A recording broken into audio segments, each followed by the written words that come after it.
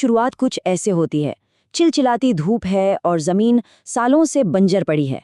दादाजी अपने खेत में जी तोड़ मेहनत कर रहे हैं।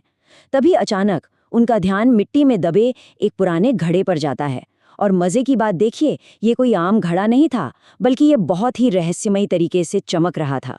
जादुई पेन की खोज। तो दादाजी उस चमकते घड़े को धीरे धीरे बाहर निकालते हैं और जैसे ही उनका हाथ उस पर पड़ता है, उसमें से एक तेज सुनहरी रोशनी फूट पड़ती है, जिसके बीच से बाहर आता है एक चमचमाता हुआ जादुई पेन। अब रोशनी इतनी तेज थी कि दादाजी की आंखें पूरी तरह चौंधिया गईं। वो एकदम सन्न रह गए। उनके दिमाग में बस एक ही सवाल घूम रहा था, आखिर इस पेन में ऐसा क्या है? और सच कहूं तो कोई भी इंसान उस वक्त यही सोचता।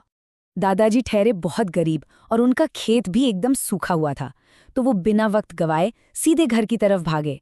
उन्होंने एक कागज उठाया और अपनी सबसे बड़ी और इकलौती इच्छा लिख डाली। काश मेरा खेत फिर से हरा भरा हो जाए। बस एक छोटी सी उम्मीद थी कि शायद किस्मत इस पेन से पलट जाए। और अब यहाँ देखिए जादू की असल रफ्तार। महज कुछ ही सेकंड लगे होंगे। अचानक तेज हवा चलने लगी, सूखी जमीन बीच से फटने लगी और पलक झपकते ही हर तरफ हरियाली छा गई। सूखे पेड़ों पर रसीले फल लटकने लगे और पूरा खेत लहलहाती फसलों से भर गया। मतलब बंजर जमीन का चंद पलों में हरा भरा स्वर्ग बन जाना अपने आप में कमाल है। गांव में खुशहाली। दादाजी तो खुशी से उछली पड़े थे। उन्हें समझ आ गया था कि ये पेन 100% जादुई है। लेकिन सबसे खास बात क्या थी? उन्होंने इस जादू को सिर्फ अपने तक सीमित नहीं रखा, बल्कि अपने पूरे समुदाय को ऊपर उठाने का फैसला कर लिया। यहीं से शुरू हुआ दूसरों की मदद करने का सिलसिला।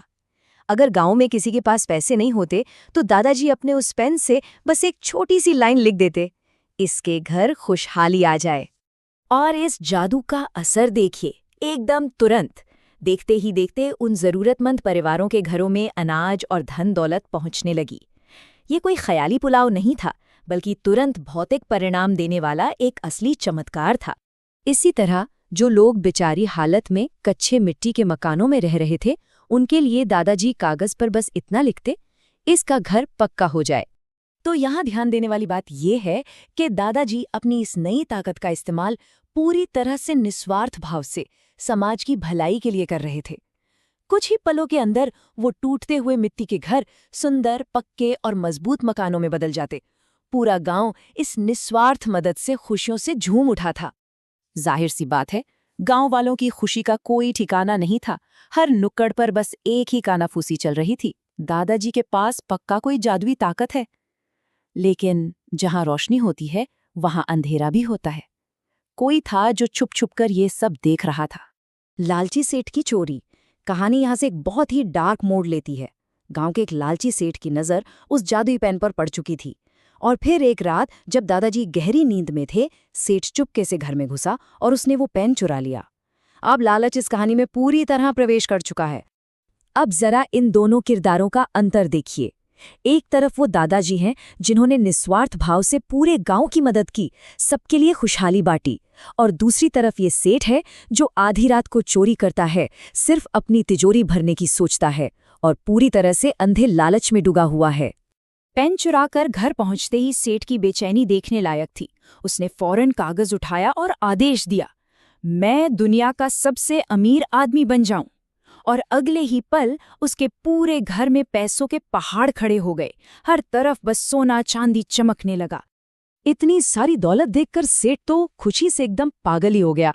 ताकत का ऐसा नशा चढ़ा कि उसने फिर से लिखा, मेरा छोटा सा घर एक बड़ी हवेली में बदल जाए।